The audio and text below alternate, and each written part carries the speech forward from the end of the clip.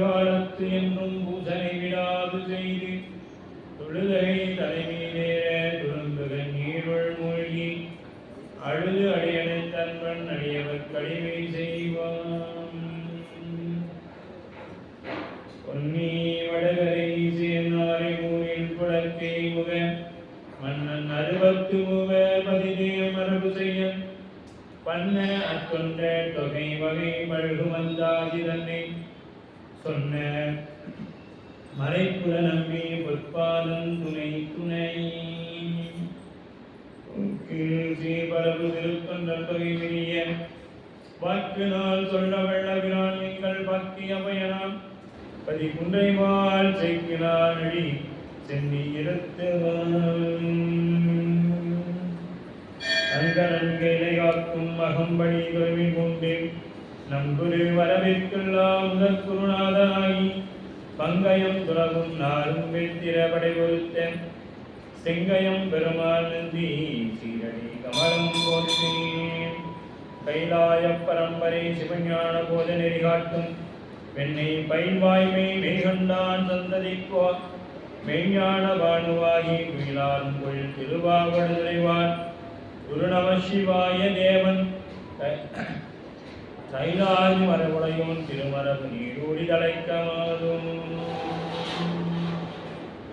எல்லாம் அல்ல பெருமானுடைய பேருள் கருணையும் விருவருடன் முன்னின்று அருள் செய்ய தெய்வ செக்குலார் பெருமானார் அருள் செய்யப்பட்ட பெரிய புராணம் என்னும் திருத்தொண்டர் புராணத்தை தொடர்ந்து சிந்திக்கவும் வழிபாடு செய்வதற்கும் நமக்கு வாய்ப்பு கிடைத்துள்ளது. அவ்வகையிலே அருள் தரும் தேவகிரி அம்மையுடனாகிய அருள்மிகு நஞ்சுண்டேஸ்வர பெருமான் திருவடி தாமரைகளை மனம் மொழிமைகளாலே போற்றி வணங்கியும் அருள்குருநாதர் திருவடிகளின் முக்கரணங்களாலே போற்றி வணங்கியும் அடியேனையும் இந்நன்னெறிக்கண் ஆற்றுப்படுத்திய ஆசிரியர் பெருமானார் திருவடிகளை மனம் மொழிமைகளாலே போற்றி வணங்கியும் இங்கே எழுந்துள்ளிருக்கக்கூடிய அத்துணை அடியார் மக்கள் திருவடிகளையும் வணங்கிக் கொண்டு இவ்வகுப்பினை சிந்திக்கும் முற்படுகின்றோம்.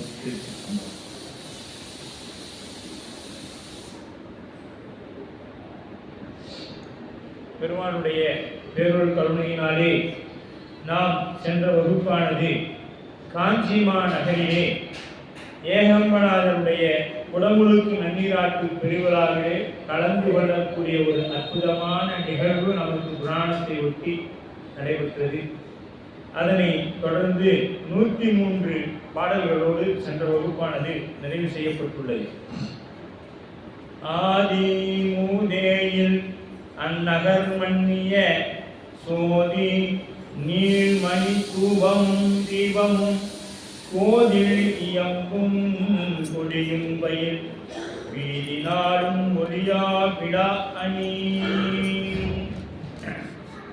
அப்படின்னு சொல்றாரு. அப்ப ஆதி முதல்வர் ஆதி நகர் கொண்டு கூட்டுதல் சொல்லுவாங்க. இப்ப இது என்ன பண்ணா ஆதி நகர் அப்படின்னு பார்க்கணும். ஆதி நகர் எது? காஞ்சிபுரம். காஞ்சி நகரம் எப்படிப்பட்ட நகரம்? ஆதி நகரம். ஏன்னா அங்க எல்லா மதத்தவரும் வழிபாடு செய்யறாங்க, எல்லா சமயத்தவரும். அப்ப கிமு அப்ப இருந்து என்ன இருக்குது? சமண மதம் இருக்கு. கிமுக்கு முன்னாடி இருந்தே சமணம் இருக்கு. அப்ப சமண மதத்திற்கு அங்கே ஆலயம் உண்டு. அவ்வளவு பழமையான நகரம். அதனாலதான் ஆதி நகர் அப்படின்னு சொல்றோம். புத்த மதமும் இருக்குங்க. புத்த மதம் ஃபர்ஸ்ட். அங்க அது புத்த மதம் காஞ்சிபுரத்துல இருக்கு. ஆமா, புத்தமும் இருக்கு. நிறைய சமணம் ரெண்டுமே காஞ்சியை ரொம்பமா நம்ம சைவத்தை இருண்ட காலம் ஆக்கிய இடம் அது. அப்படிதான் சொல்லணும். அப்படிப்பட்ட ஆதி முதல்வர் ஆதியின் நகர் என்று கூப்பிட்டு ஆதி நகர் ஆதி முதல்வர் சுவாமி மூதேயில் அப்படின்னா இந்த வார்த்தை எங்கேயோ நாம கேட்ட மாதிரி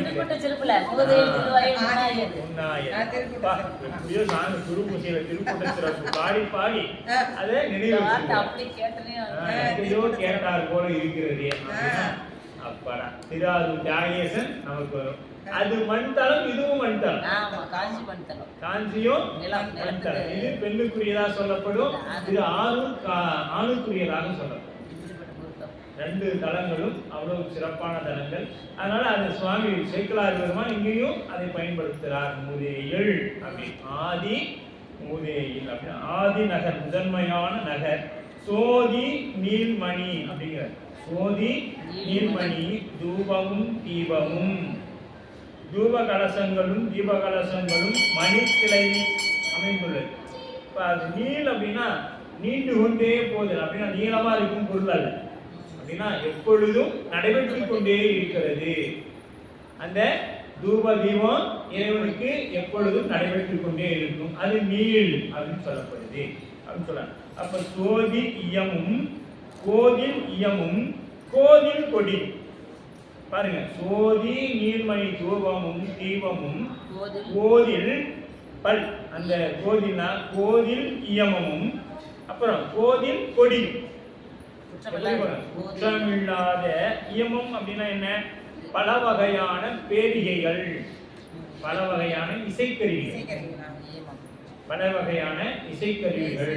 அதுக்கு அது எந்தப்பட்ட இசைக்கருவி அப்படின்னா கைலை வாத்தியம், பஞ்சவாத்தியம் சொல்லப்படக்கூடியது. அதெல்லாம் குற்றம் இல்லாதது. நீங்க இந்த வீணையோட ஓசையை கேட்டு பாருங்க, மயங்காதவங்களும் மயங்கிடுவோம். அதெல்லாம் நம்ம கையில எடுத்து வரல. கைலை வாத்தியத்தில் உண்டு. நம்ம அதை வாசிக்கிறதுக்கு அந்த ராகத்தோட அதெல்லாம் ரொம்ப இருக்கிறதுலே சிரமமான கருவி வாசிக்கிறது வீணை. அதனாலதான் அதுல சிறந்து வேணார் ராவணன். ஐயா எடப்பாடியில் ஒரு அம்மா இருக்காங்க வீணை வாசி வைக்கலாம். ஒரு நாளைக்கு சொல்லுங்க, வேணாம் கேட்டு பண்ணி வச்சிருக்காங்க, வீணையும் வச்சிருக்காங்க. சரி, வாசிக்கிறாங்கன்னா கட்டாயமா இப்ப நம்ம புராணம் தொடங்கும் பொழுது, நாவுக்கரசு புராணம் தொடங்கும் பொழுது வீணை வாசித்து ஏன்னா அவரு திருவாவதாரம் செய்வதற்கு வீணை ஒரு காரணமாக இருக்கு. ராவணத்தை விட்டான்னு சொன்னாரு வாகீசரா இல்லையா? அதனால வீணை அந்த கச்சேரியோட நாம அந்த நிகழ்வை தொடங்கலாம் தான் திருவள்ளுவர் கூட்டி வைத்துள்ளது. அந்த அன்னைக்கு பாத்தீங்கன்னா கட்டாயமா ஒரு பெரியவங்க வந்து அதை தொடங்கி வைப்பாங்க. பல உழவார பணிகள் செய்த ஒரு பெரியவங்களை கூட்டி வந்து புராணத்தை தொடங்கலாம் என்பது நம்ம சொக்கலிங்கம் ஐயா அவருடைய திருவடிக்கு மீண்டும் விண்ணப்பம் வைத்திருக்கிறது. ஏன்னா அவர்கள் 500 உழவார பணிகளுக்கு மேலாக பல ஆண்டு காலமாக செய்து வருகின்றார். ஆகவே ஐயாவோட திருவடிக்கு நாம விண்ணப்பிச்சிருக்கோம். நம்மளுடைய தவம் நன்றாக இருந்ததுன்னா பெருமான் அவரை அழைத்துட்டு வந்து நமக்கு அந்த ஒரு அற்புதமான ஒரு வாய்ப்பை கொடுப்பார் என்று இந்த வேலையிலே சிந்தித்துக் கொண்டு, அந்த கோதில் நியமம் என்பது தனித்தனியான அந்த பெரிய பேரிகைகள். இந்த முரசெல்லாம் ஒரு பக்கம், மற்ற இந்த உடல் மாதிரி இருக்கக்கூடிய கருவிகள்லாம் ஒரு பக்கம், வரை அது ஒரு பக்கம். வரையும் கைலைவாதியம் தான். வரை, உடுக்கை, இதெல்லாம் கைலைவாதியத்தில் வர்றதுதான். அதெல்லாம் அது அந்த தனித்தனியாக அதெல்லாம் ஒரு நியமமாக எப்படி பண்ணணுமோ அது கூட அந்த தோள்களால் செய்யப்பட்டு அது அப்படியே வாசிக்கிறதுக்காக கொஞ்சம் அப்படியே ரெடி ஆகிட்டு இருக்கு. அடுத்தது கோதில் கொடியும் அப்படின்னா அது என்ன? கோதில் கொடி குற்றமில்லாத கொடி எது? டக்குன்னு கோதி இல்லாதவனா நம்ம பெருமானை தவிர வேற எல்லாமே குற்றமுடைய இதுதான். சிவபெருமானை தவிர, சிவபெருமான் இருக்கக்கூடியது 63 தவிர மீது அத்தனையும் கோதுதான். இதுதான் கோதில்லாத, குற்றம் இல்லாத. ஏன்னா அவருக்கு யார் இருக்க முடியும்? குற்றம் இல்லாதவங்க தான் இருக்க முடியும். குற்றமுடையவர்கள் அங்கு வேலையே இல்லை. சாமி வேண்டாம்னா ஒதுக்க மாட்டார். ஏன்னா வேண்டுதல் வேண்டாம இளனவரு அவர் என்ன பண்ணுவார்? அவர் இடத்துல இருக்கக்கூடிய குற்றங்கள் கிளைந்து குற்றங்கள் நீக்கி குணம் கொண்டு கோதாட்டி, சாமி குற்றங்கள்லாம் நீக்கி அது அந்த எப்படியாவது இந்த மன்னார் எப்படி அழுக்கை வந்து போர்மண்ணெல்லாம் சேர்த்து அந்த துணியில் இருக்கக்கூடிய குற்றங்களை எல்லாம் நீக்கி அதை வெளுத்து பயன்பாட்டு கொண்டு வருவாரோ அதுபோல நம் இறைவனும் என்ன செய்வான்? நம்ம இடத்தில் இருக்கக்கூடிய குற்றங்களை எல்லாம் நீக்கி அப்படியே என்ன செய்வாரு? தூய்மையாக வைத்துக் கொள்வார். ஏன்னா குற்றம் கோதிலாது அப்படின்னு நினைச்சோம்னா புராணத்தை வந்தா நம்ம பெருமாட்ட வந்தோம். குற்றம் கோதிலா அந்த பாட்டு அப்படிதாங்க வரும். அந்த நாம கொடிமரத்துக்கு ஒரு பாட்டு பாடணும். அந்த பாட்டு அப்ப என்று தனித்தனியாக குட்டியும் பல வகையான பேரிகை. பூதம், இந்த பேரிகைகள்லாம் யாரு? பூதம், பேயி இதெல்லாம் வாசிக்கும். பூதகணங்கள்லாம் இப்போ வாசிக்கும். கைலைவாதி யார் வாசிப்பாங்கன்னா பூதகணங்கள்லாம் தான் வாசிப்பாங்க. நம்மள மாதிரி ஆளுங்கள்லாம் வாசிக்கல. ஏன்னா அதுக்கு என்ன வேணும், மழை அடிச்சுக்கிட்டே இருக்கணும், பெருமாள் ஆடுற வரைக்கும் அடிச்சுக்கிட்டே இருக்கணும். அப்ப என்ன வேணும், உடம்புல பூதங்கள் தான் நல்லா சாப்பிடும். சாப்பிட்டு பார்த்தோம்ல பூதங்கள் எங்கேயாவது இருக்கு பாருங்க, எங்கே காணும், அங்கே இருக்கும். அந்த சுற்றுச்சுவரில் இருக்கும். அந்த பூதம்லாம் எப்படி இருக்கும், நல்லா சாப்பிட்டுட்டு திடகாத்தியமா இருக்கும் இல்லையா? அதனால திருவிளையாடல் புராணத்தில் என்ன பண்ணுவாரு, குண்டோதரனை ஒரு ஆளுக்கு உங்களால சாப்பாடு போட முடியாது அப்படின்ட்டு குண்டோதரனை அனுப்பிடுவாரு. அவருக்கு பசி அடங்கின மாதிரி இருக்காரு. சரியா? அதனால அது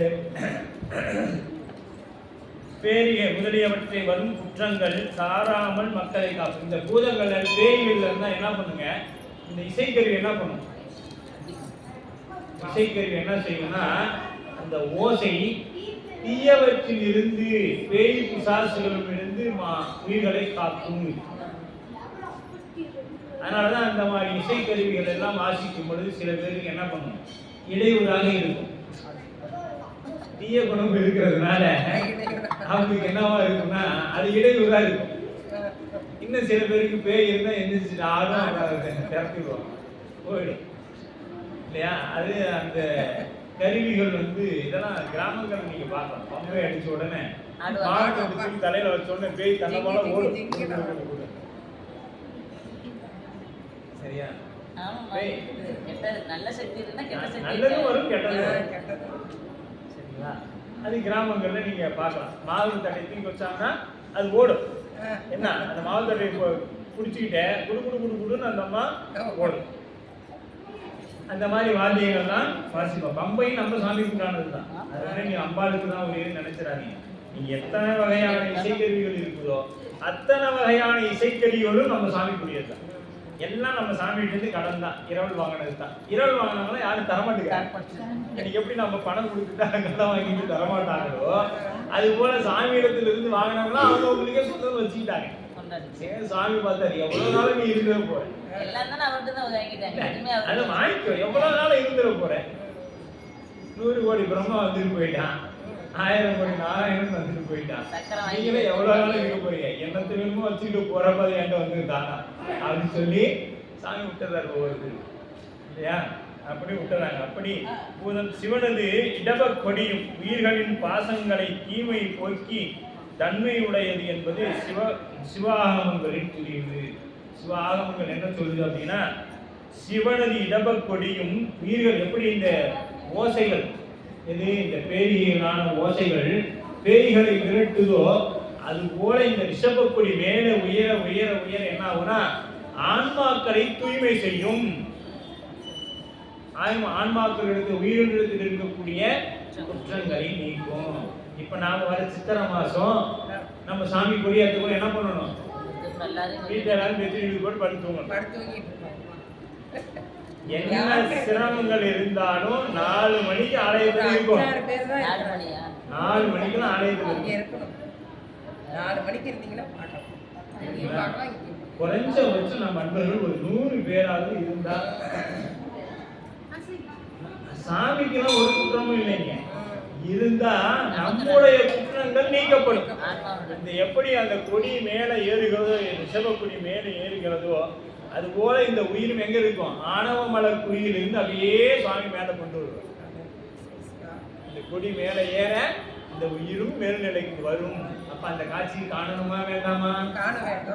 காணணும்னா நாம என்ன பண்ணணும், அதை விடணும், தூக்கத்தை துறைக்கணும். பிள்ளையில 25/12 கொடியேறுதுங்க. மார்கழி திருவாதிரை 25 அப்ப நாம என்ன பண்ணணும், இந்த டிசம்பர் சிவனது இடபக்கொடி மாறி நம்மளுடைய சாமி நமக்கு என்ன பண்ணுவாங்க, அது அப்படியே நம்ம இடத்துல இருந்து இருக்குவாங்க. அதனாலதான் திரு தசாங்கத்துல சுவாமி சொல்லுவாங்க, திரு தசாங்கத்துல மாணிக்கவாசக பெருந்தகை சோனை பசுங்கிளியே தூணியை பெருந்துரைக்கோன் கோலம் பொழியும் கொடியே கூறாய். அவனுடைய கொடி என்னன்னு சொல்லு சுவாமி கேட்கிறாங்க. தசாங்கம்னா 10 உறுப்புகள் இறைவனுக்கு என்னென்ன, மலை கூறுனா உத்தரகோசம் மங்கை அப்படின்னு சொல்லுவார். இன்னைக்கு கொஞ்சம் அப்பப்போ அப்படிதான் இருக்கும். சரி. தண்ணி கொஞ்சம் தண்ணி கொடுத்துருக்கேன். இருந்தாங்க ஐயா, சுடு தண்ணி கொடுங்க. ஆமா, இருக்கு. சாலவும் ஏதிலா துன் என்ன மேல் விளங்கும் ஏழ்காட்டும் கோதிலா ஏறுமா கொடி அப்படிங்கிற மாணிக்கவாசக பெருந்தகை சொல்லுவாங்க. கோதின்மை இல்லையாக செய்யும் அப்படின்னா குற்றங்களை இல்லாம எது இடத்துல உயிர்களிடத்துல குற்றங்கள் இல்லாத செய்யக்கூடியது எதுனா ரிஷபக்கொடி. ஏன் இப்ப கொடி கட்டுறோம், இப்படி எல்லாம் தோரணங்கள் கட்டுறோம், ஏன் கொடியேற்றணும் அப்படின்னா கொடியேற்றும் பொழுது உயிர்களிடத்தில் இருக்கக்கூடிய குற்றங்கள் நீக்கப்படுது. இது சிவ ஆகமத்தோட துணிவு. நம் பெருந்தகை ஆகம பயிற்சி இருப்பதனால அதை எடுத்து கையாண்டு இருக்கிறாங்க. சேர்க்கிறார்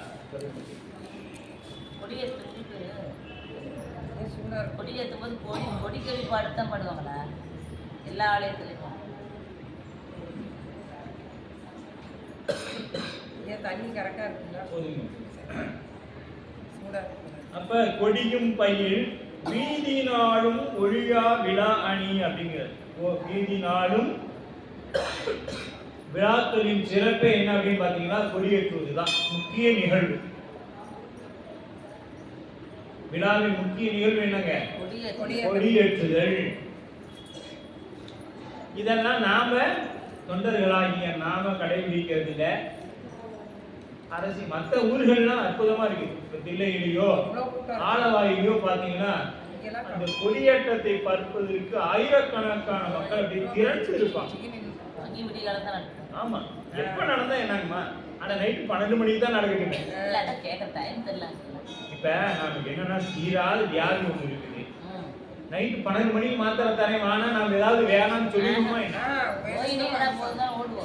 12 மணிக்கு 11:50 அங்க இருக்கும். தீராத வலி இருக்கும், முடியவே கூடாது, பயங்கரமான வலி இருக்கணும். உனக்கு 12 மணிக்கு மாத்திரை தராரு அந்த மருத்துவர். வேணான்னு யாராவது சொல்லிட போறோமா என்ன? 11:30 மணிக்கெல்லாம் அங்க டானி இருக்கும். அப்படி இது எதுக்கு? இந்த உடம்புக்கு வலியை கொடுக்கும்போது அதை அனுபவிப்பது என்னமோ உயிர் தான். உயிர் தான். இதுக்கு இப்படி இருக்கும் பொழுதே நாம் இப்படி ஓடுறோமே, இது உயிரை குற்றங்கள் இருந்து எடுக்கக்கூடியது ரிஷப கொடியேற்றம். அப்ப நாம எவ்வளவு முக்கியத்துவமாக அங்க இருக்கணும் அப்படின்னு சிந்திச்சுக்கணும். இதனால என்னால வேற எதுவும் சொல்றதுக்கு இந்த தடவை எல்லாம் வந்துரும். அது அவரு நினைக்கணும். யாரு நினைக்கணும்? நினைக்கணும். நினைச்சாதான் நம்ம அந்த இடத்துக்கு கூட்டிட்டு வருவாரு அப்படின்னு சொல்லப்படுது.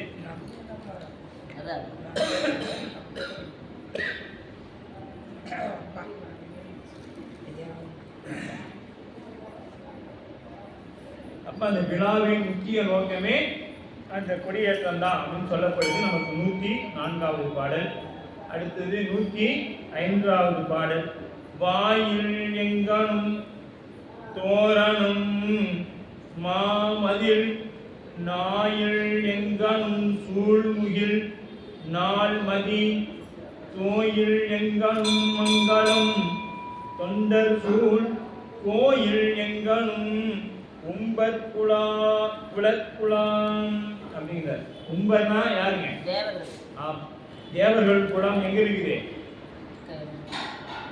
காஞ்சி மாநகர்ல அங்க இருக்கு. எதனால இருக்குது? ரிஷப கொடிக்காக இருக்கு. இப்ப கொடியேற்றும் பொழுது யாரெல்லாம் வருவாங்க?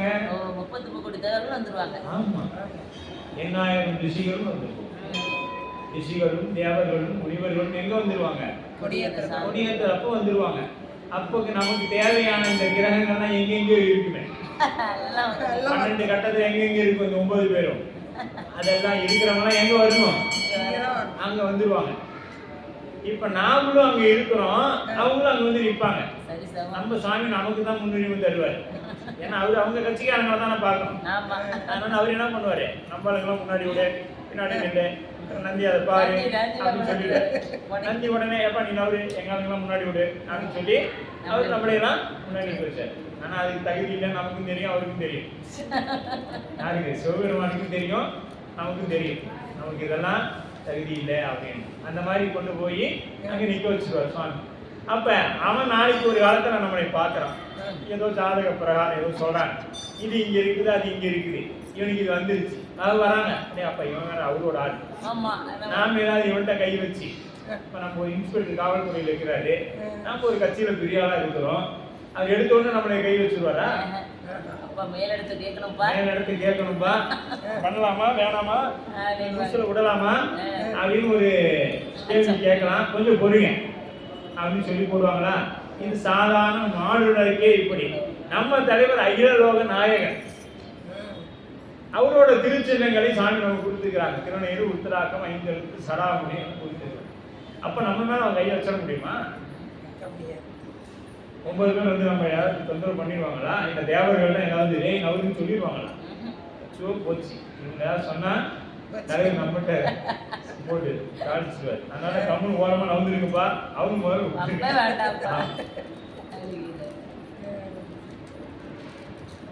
அப்படின்னு சாமி என்ன பண்ணிடுவாங்க, அவங்க அப்படியே விட்டுடுவாங்க.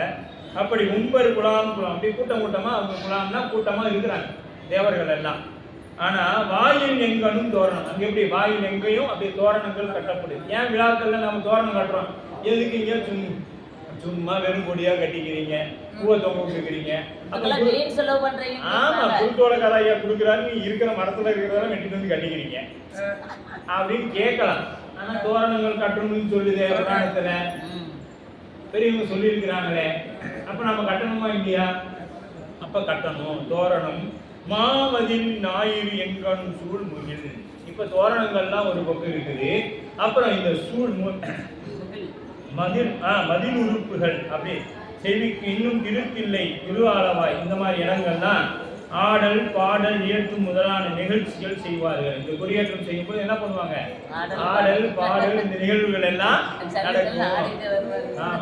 அதெல்லாம் நடந்து கொண்டே இருக்கும் அப்படின்னு சொல்லப்படுது கொடியேற்றத்தின் படி. நம்ம ஊர்லயே நடக்குது ஆடல் பாடல், அது வேற மாதிரி நடக்குது திருச்சி கம்பளம். சரியா, அது விட்டுடும். சரியா? அப்ப அந்த ஆடலும் பாடலும் பரதமும் ஆடல் பாடல வைக்கவே கூடாது, விட்டுருங்க திருச்சி கம்பளம். ஆனா ஆடலும் பாடலும் அப்படின்னா பரதநாட்டியம் இசைக்கருவிகளும் வாசிக்கணும் அப்படின்னு சொல்லப்படுது. அதுதான் ஆடலும் பாடலும். ஆடி பாடி அண்ணாமலை கைதொழ ஓடி. சரிங்களா? அது எந்த ஆடல், எந்த பாடல்? கைலை வாத்தியத்துக்கும் இசைக்கருவி இது, அந்த வீணை, மிருதங்கம், இதுக்கெல்லாம் அப்படியே தன்னால ஆடும். அப்புறம் பாடுறது எதை பாடுறது? அப்படி பாடி ஆடி அண்ணாமலை கைதொழ ஓடிப்போ நம்பிடைகளே. அதான் அப்படி ஆடியும் பாடியும் கொண்டாடணும். அது நம்ம வேற மாதிரி காலப்போக்க சரி காட்டாதெல்லாம் காட்டி சாமி என்ன பண்ணுவாரு? அந்த ஆன்மா அதைத்தான் விரும்பு. முதல்ல அதை காமிச்சு முதல்ல கோபுரத்தை கும்பிட வைப்போம். இந்த பிறவியில கோபுரத்தை கும்பிட வைப்போம். அது ஏதாவது கலர் லைட்டை பார்த்து உள்ளார வருதான்னு பார்ப்போம். வந்துச்சுன்னா பிடிச்சிக்குவேன். இது எப்ப வந்தாலும் காந்தம் கண்ட பசாசத்து போல அந்த என்ட்ரன்ஸ் வர்றது மட்டும்தான். அப்புறமேட்டு ஸ்வைன் அப்படின்னு இதுக்கு வந்து உள்ள. உதாரணத்துக்கு நேற்று ஒரு அன்பர் வந்தார். அவர் பேர் என்னமோ தியாகராசன். அவர் கொஞ்சம் பச்சை கலர் கோடைலாம் போறது. நாங்கள் பாட்டுக்கு கொண்டு வந்து கல்லை இறக்கணும். அவர் வந்து இறக்கும் தோணியே பார்த்தீங்கன்னா அவர் அந்த வேலை செய்யறாங்கன்னு உணர்ந்தோம். பரவாயில்லையா, நல்ல நண்பர் தான். சரி ஒரு மாதிரி இருக்கிறாருன்னு போனோம். அங்கே போனால் அங்கே காரை போட்டுட்டு இருந்தாங்க. அது பார்த்தீங்கன்னா போட்டிருப்பாங்க நல்லா சிவன்ல. அந்த வேலையை செய்து கொண்டு இருந்தாங்க. அந்த நண்பர் அது ஒரு காலம் செய்து கொண்டே இருந்தார். ஏன் சாமி யாருன்னு கேட்டேன். இவரோட தம்பி தான் கேங்க. அண்ணன் ருத்ராட்சம் போட்டுக்கிறாரு, நீங்க இல்லையே அப்படின்னு சொல்லி சொன்னேன். ஐயா நான் கொஞ்சம் அதெல்லாம் இனிமேல் விட்டுலாம்னு சாமி விட்டு உனக்கு வேலை தராது. ஆமாங்க, 2 இடத்துக்கு நீ வேலைக்கு போனேன், 2 இடத்துலையும் தடைப்பட்டுருச்சு, அதனால சரி கோயிலுக்கு போகலாமேன்னு வந்தேங்க அப்படின்னு. சரி வந்து சௌகரியமா போச்சு அப்படின்னு சொல்லிட்டு உட்கார வச்சோம். அப்புறம் சரி ருத்ராட்சம் போட்டுருக்கியாப்பா அப்படின்னு கேட்டேன். சரிங்க போட்டுக்கிறீங்க, இந்த மாதிரி நானும் இதுலேயே வந்துடுறேங்க அப்படின்னுட்டு நேற்று ருத்ராட்சம் போட்டா இன்னைக்கு உலாரமணி கிளம்பிட்டேன். எங்க போயிட்டாரு? திருநாகேஸ்வரத்துக்கு உலாரமணிக்கு போயிட்டாரு. ஒரே நாளிலே அவர் நேற்று திருவேடம் கொண்டது என்னவோ மெய்ப்பொருள் நாயனாருடைய குரு பூசன். அவரோட பேரு தியாகராசன். இன்னும் என்ன வேணும்? ஆரூரா தியாகேசா அப்படின்ட்டு அவர் செய்த பணியும் கோமுகையிட்டு இருக்கக்கூடிய பழுது நீக்கும் பணி. இப்ப இதெல்லாம் எவ்வளவு முக்கியமான இடம். அவர் பாருங்க எங்கேயோ இருந்தவர் வேலையெல்லாம் நிறுத்திட்டு சாமி இங்க வந்தவரை கூப்பிட்டு இன்னைக்கு திருவாரத்தை கூப்பிட்டு உழவாரத்துக்கு அனுப்பிட்டார்.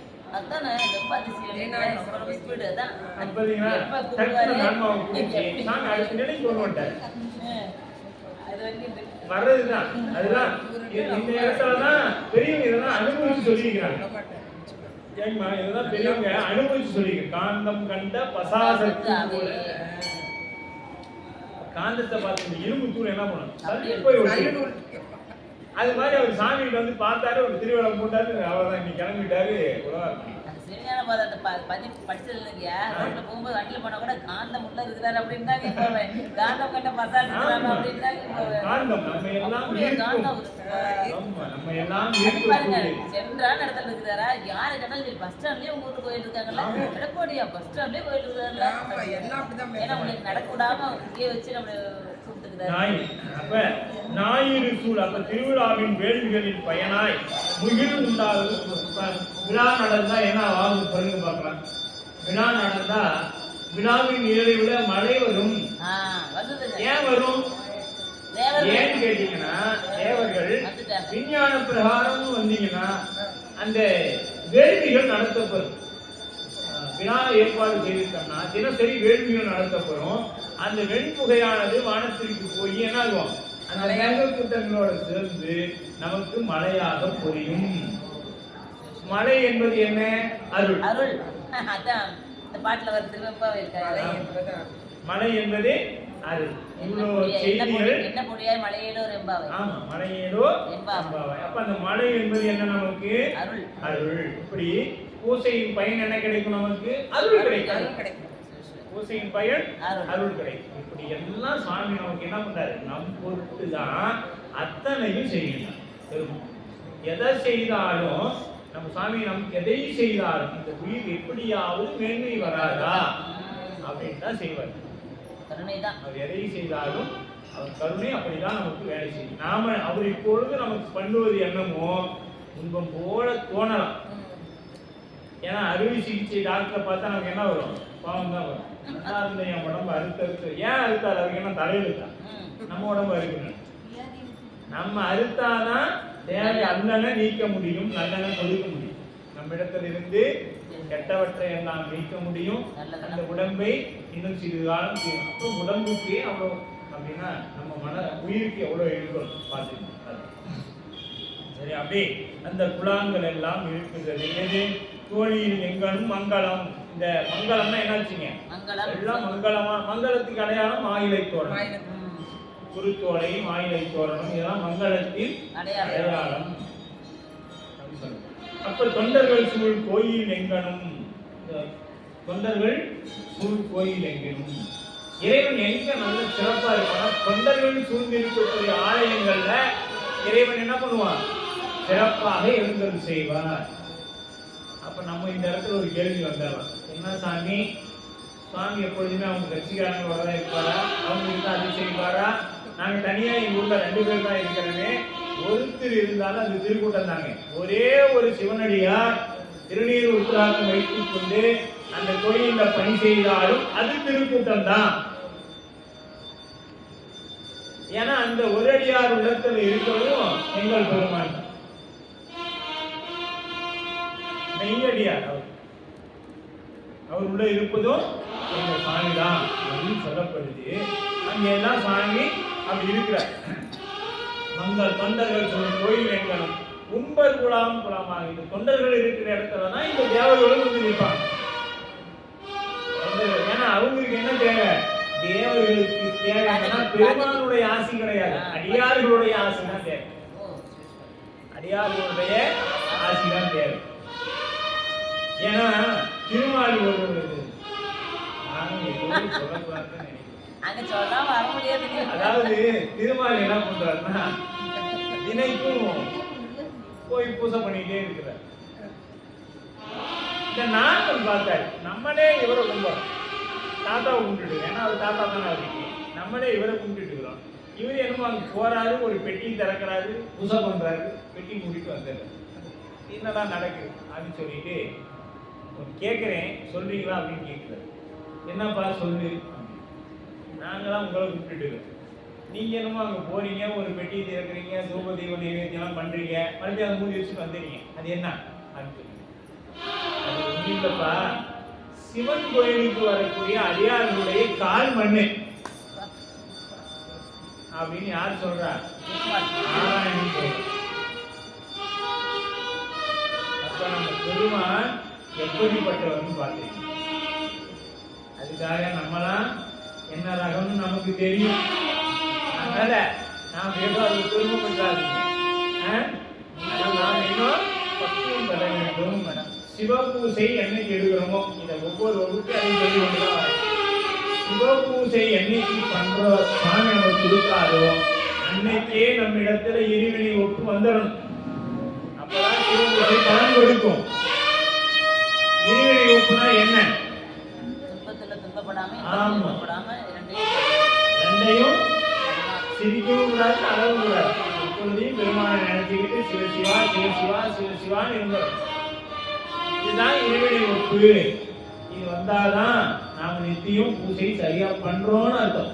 எடுத்த உடனே வந்தார் பூசை பண்ண பண்ண பண்ண பண்ண சித்திரமும் கைப்பழக்கம் சின்னமும் காப்பழக்கம் சொல்லுவாங்க. அப்ப பூசை பண்ண பண்ணதான் என்ன ஆகும்? நமக்கு அந்த பக்குவ நிலை ஏற்படும். இன்னமும் ஏற்படல அப்படின்னா இன்னமும் சரியா பூசை பண்ணல, மன ஒற்றுமையோட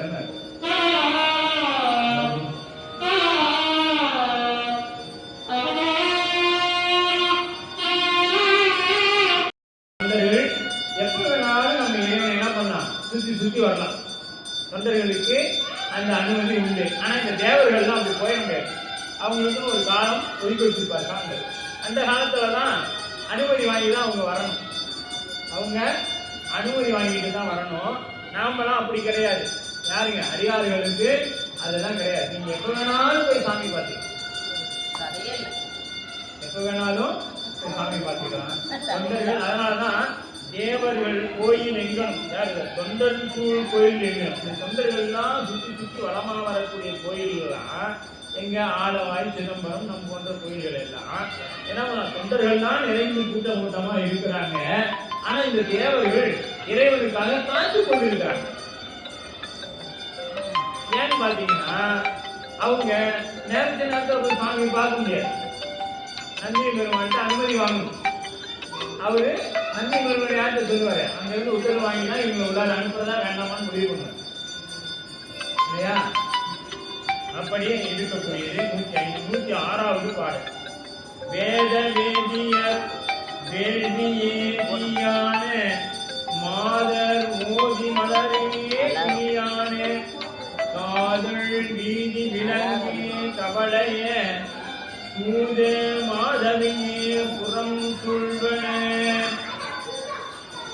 அரண்திரு விழாவில் அடிமைத்திறம் செல்வனே செவ்வனே நிகழ்வதனால். பெருமானுடைய அந்த விழாவில் அடிமைத்திறம் செவ்வனே நிகழ்வதனால் மாந்தர் கனவிலும் தீயனவை தூய சிந்தை மாதர் புலார். எது? காஞ்சி மாநகரம். கனவுல கூட வேறவங்களுக்கு தீங்கு நினைக்காத மாதர்கள் வாழக்கூடிய நட்பதி.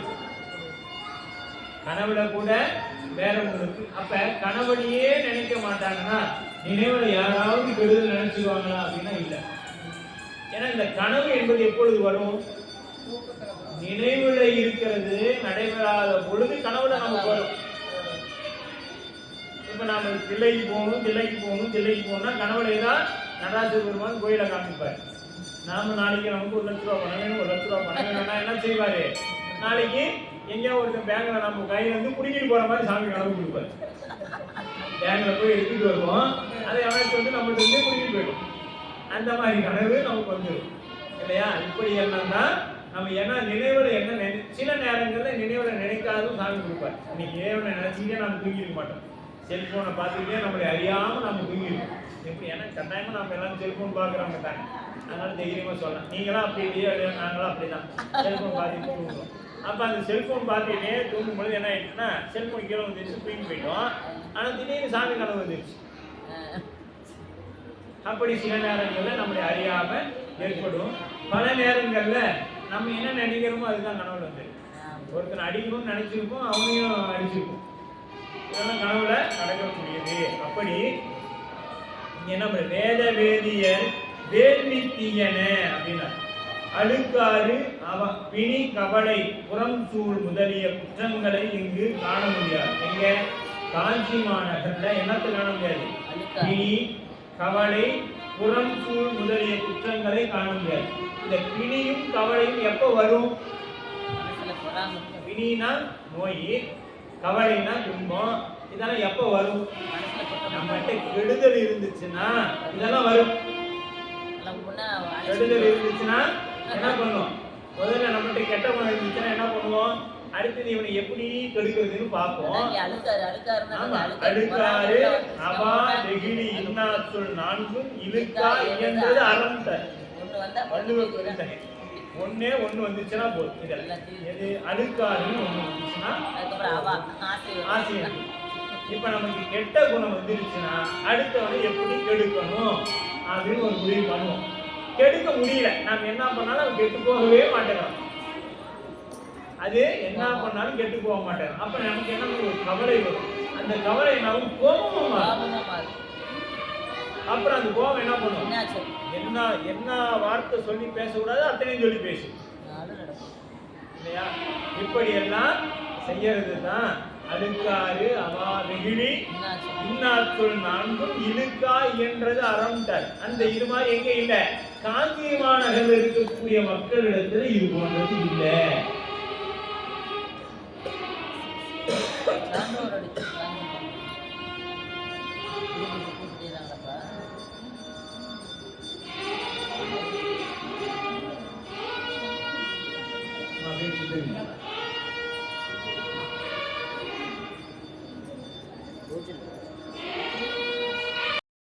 தீயவை உடையன மலரே பிணியன பிணிக்கப்பட்டன. பிணியன பிணிக்கப்பட்ட பிணியுடைய சிலேடை சொல்லாக இது வந்திருக்கிறது. பிணிக்கப்பட்ட பிணித்தன ஒன்று சேர்த்து விட்டல். ஓதி அப்படின்னா கூந்தல். ஓதி மலரே பிணியன. இந்த கூந்தலும் மலரும் எப்படி ஒன்றோடு ஒன்று பிணிக்கப்பட்டிருக்கிறது. வீதி விலங்கே கவலையா அப்படின்னா சிறு வீதிகள் சந்து கவலை உடையன. இந்த சிறு வீதிகள் சந்து எப்படிப்பட்டதுன்னா கவலை உடையது போல சின்ன சின்னதா இருக்குது. சூத மாதேவி புறம் சுல்வன புறம் கூறி தோடு நினைப்பன. அப்ப இந்த சூத மாதேவியே புறம் சுல்வன அப்படின்னு. புறம் சுல்வது எப்படிப்பட்டனா புறம் கூறி தோடு நினைத்தல் துன்பமே கவலை பிடி என்பவற்றை ஒன்போட விழிவதோர் மேனியின குறிவும் சடையில் மெளியும் பிறையில் துன்பே கவலையே பிணியென்று இவற்றை அணுகாமல் துறந்தும் கறந்து விடி அப்படின்பார். அப்படி இந்த துன்பமும் என்ன வருது? இந்த துன்பமும் பிணியும் எதனால வருது? நமக்கு அந்த ஆசையினால வரக்கூடியது, கெட்ட எண்ணங்களால் ஏற்படக்கூடியதுன்னு சொல்லப்படுது. அதான் தீயன. இந்த வேத வேள்வியினால என்ன நமக்கு போகணும்? தீயவை நம்மிடத்திலிருந்து நீக்கம் பெறும். மாதர் ஓதி மலரே பிணியன. அந்த மலர் பிணிந்திருப்பது போல நம்மிடத்துல பிணிந்து போய் இருக்கின்றது அப்படின்னு சொல்லப்படுது. அடுத்தது 107வது பாடல். சாயலர்கள் நுணும்பே தளர்வன ஆய மாடக் கொடியே அசைவன சேயவோடை களிரே திகைப்பன பாய சோனை தருவே பயப்பன. இந்த மயில் போல் சாயலையுடைய பெண்கள் இடைகளே தளர்வன அப்பெண்களின் கூட்டங்களை உடைய மாடங்களின் மேல் உள்ள கொடிகளே அசைவன. அப்படியே மாடங்கள் மேலே இருக்கக்கூடிய அந்த கொடிகளே அசைவன சிவந்த பொன்னிறமான நெற்றி பட்டங்கள் பூண்ட யானைகளே திகைப்பன. யானைக்கு பட்டம் எப்படி வச்சிருக்கிறாங்க? சிகப்பு கலர்ல அப்படி போட்டு வச்சிருக்கிறாங்க. திகைப்பன பரவிய சோலைகளில் உள்ள மரங்களே பயந்தவையுமாக நுணும்பே தளர்வன. அதுல பாருங்க, நுணும்பே சாயல்கள் நுணும்பே தளர்வன அப்படின்னா தளர்வனா இழைத்தது சிலேடை அணின்னு சொல்லுவாங்க. நுசுப்பே தளர்வன. ஆமா. சாயலார்கள் நுசுப்பே நுசுப்பே தளர்வன அப்படின்னா அது என்னன்னா சிலேடை அணின்னு சொல்லப்படுது தமிழ்ல. இரட்டர மொழிதல். ஆமா, இரட்டர மொழிதல் சிலேடை அணி. அப்படி நுணுப்பு அப்படின்னா மகளிர் இடை. மகளிரோட இடை எப்படிப்பட்டதா இருக்கணும்? நுசுப்பே நுகப்பு. நுகப்பு என்பது மகளிருடைய இடையை குறிக்கக்கூடிய சொல். அவர்களுடைய இடை எப்படி இருக்கணும்? மெல்லிதாக இருக்கணும்னு சொல்லப்படுது. அதனாலதான் கொடியிடை நாயகி. நம்ம சுவாமிக்கு கொடியிடை நாயகி. பெண்ணா இடுப்பு எப்படி வரும் அப்படின்னா இக்கல்ல குடத்தை வச்சு தூக்கணும், அப்பதான் வரும். சின்ன குழந்தைங்க இக்கல்ல என்ன பண்ணும்? குடத்தை வச்சு தூக்கிட்டு போனோம்னா அந்த இடை எப்படிப்பட்டதா இருக்கும்? கொடி இடையா இருக்கும். இன்னைக்கு குடத்தெல்லாம் நம்ம தூக்குறது இல்லை. இந்த இடத்துல பைப்பு திருவனா வரணும். இதெல்லாம் பண்ணிட்டு என்ன பண்ணுவோம்?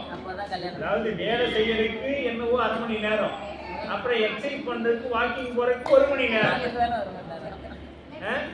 நமக்கு எக்ஸசைஸ் பண்றதுக்கும் இதுக்கு எவ்வளவு நேரம் ஆகுதுங்க? 1 மணி நேரம் ஆகுது. வேலை பண்றது எவ்வளவு நேரம்? 1/2 மணி நேரம்.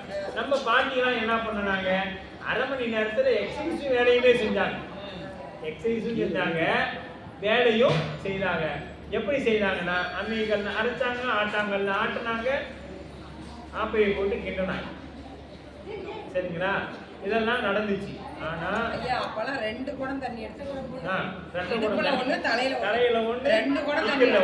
தலையில இருக்கிற குடத்தை நாங்க கையில பிடிக்காம கொண்டு வருவோம். ஒருமித்த சிந்தையோட அந்த குடத்தின் மேல கவனம் இருக்கு. தலையில கரகமெல்லாம் வச்சு வைப்பாங்கல, அந்த மாதிரி தண்ணி கொண்டு இந்த கையில பிடிச்சிட்டு அந்த அம்மா இந்த கையை வீசிக்கிட்டே நடந்துவாங்க.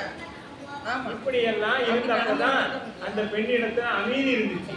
இன்னைக்கு பெண்ணிடத்துல விட்டுருவோம், வேற பக்கம் போயிடுவோம், நாம அங்க வேண்டாம். அப்ப கொடியிடையே அசைவன. அசைதல் என்பது காற்றினால் ஆடி அசைதல். ஒரு நிலையில்லாதது பெயர்தல் என்பது இங்கேயும் நிலையில்லாதது அப்படின்னு சொல்லப்படுது. எது இந்த கொடி எப்படி நிலையில்லாதது? இங்கேயும் அங்கும் அசைக்கூடியது. பெண்களுடைய இடையும் அப்படிதான் இருக்கு. அப்படியே ஆடிக்கிட்டே நடப்பாங்க. அவங்க நடப்பதே ஒரு நடனம் போல இருக்கும் அப்படின்னா ஒரு இலக்கிய சுவையோட சாமி நமக்கு சொல்லிட்டு வர்றாங்க. என்னடா இதெல்லாம் இலக்கியத்து இருக்குதானா? இருக்குதுங்க, இல்லாத நாங்க சொல்லல. களிரே திகைப்பன மயங்குதல். இந்த களிர் என்ன பண்ணுது? அப்படி பார்த்தோன்னா நமக்கு என்ன ஒரு திகைப்பை ஏற்படுத்தக்கூடியது. சேய களிர் நெடுந்தூரத்தில் உள்ள பொருள் என்று. சேய களிர் அப்படின்னா நெடுந்தூரத்தில் இருக்கக்கூடிய ஒரு பொருள். பாய அப்படின்னா பரவிய. கருவே பயப்பன அப்படின்னா பயனை உடையன. பயம் பயன் பழம் அப்படின்னு சொல்லலாம். இது எப்படி அப்படின்னு பார்த்தீங்கன்னா அச்சத்தை உடையனை என்பது சிலேடை. இதுக்கு என்ன பேருன்னா அச்சத்தை உடையது என்பது அதற்கு சிலேடையாக அமைக்கப்பட்டது.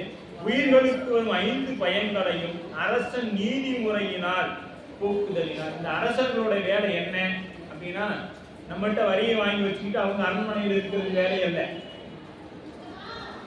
நமக்கு என்ன பண்ணும்? யாராலையும் விலங்குகளாலேயோ திருடர்களாலேயோ வேற அரசு அதிகாரிகளாலேயோ அரசுனாலேயோ எந்த விதமான பகைவர்களாலேயோ எந்த விதமானத்திலையும் நாம் இதெல்லாம் எங்க பார்த்தோம்? மனுநீதி சோழன் புராணத்துல நகர சிறப்புல கரூர்ல நம்ம பார்த்தோம். எரிபத்த நாயனார் புராணம் பார்க்கும் பொழுதும் பார்த்தோம். ஏன்னா அந்த பட்டத்து யானையை ஒருத்தர் வீழ்த்திடுறாரு. இப்ப அரசன் என்ன பண்ணிட்டார்? கொலை சாய்ந்ததோ பட்டத்து யானையே கொல்லப்பட்டுருச்சுன்னா அப்ப ஏதோ தப்பு நடந்திருக்கு நம்மளுடைய ஆட்சியில அப்படின்னு சொல்லி நிற்பார். ஏன்னா ஆட்சி பகைவர்கள் வந்துட்டாங்க, யாரும் இல்லை. ஏன்னா பகைவரிடத்துல காக்க வேண்டியது அரசனோட கடமை. நாம இன்பமா இருக்கும். இன்னைக்கு எப்படி இந்திய ராணுவம் எல்லையை பாதுகாத்து கொண்டு இருப்பதனால நாமளே என்னவா இருக்கிறோம்? நம்ம சந்தோஷமா வாழ்ந்து கொண்டு இருக்கிறோம். இதே அவங்க என்ன பண்றது? அவங்க எல்லைகளை இல்லை அப்படின்னா என்ன ஆகும்? நமக்கு பெரும் துன்பங்களுக்கு ஆட்பட்டு இறைவனையும் நினைக்க மாட்டோம், நம்ம வாழ்க்கையை நம்மளாலையும் வாழ முடியாம இருக்கும்.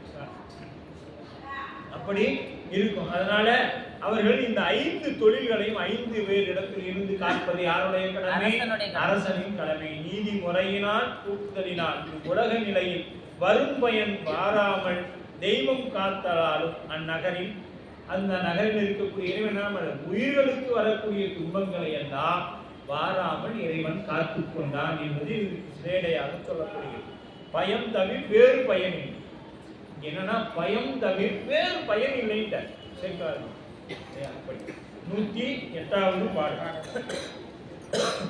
அண்ணலார் அன்பர் அன்பே முன் ஆர்த்தன தன்னுறும் செழுந்தானே துகள்வன வண்ண நீள் மணிமாலையே தாழ்வன எண்ணில் குங்குமச் சேரே இழுக்கின.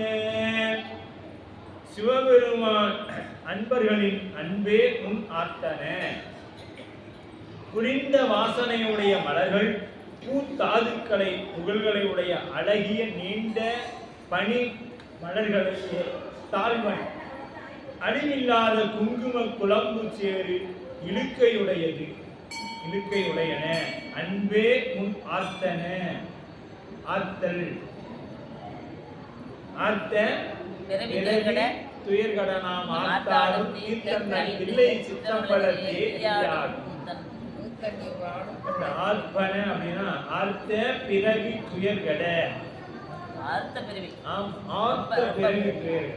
ரொம்ப காலமா இருந்துட்டு இருக்கிற பிறவி ஆர்த்த பிறவி. அதனால அன்பே ஆர்த்தன. இங்க எது முன்னாடி இருந்தது?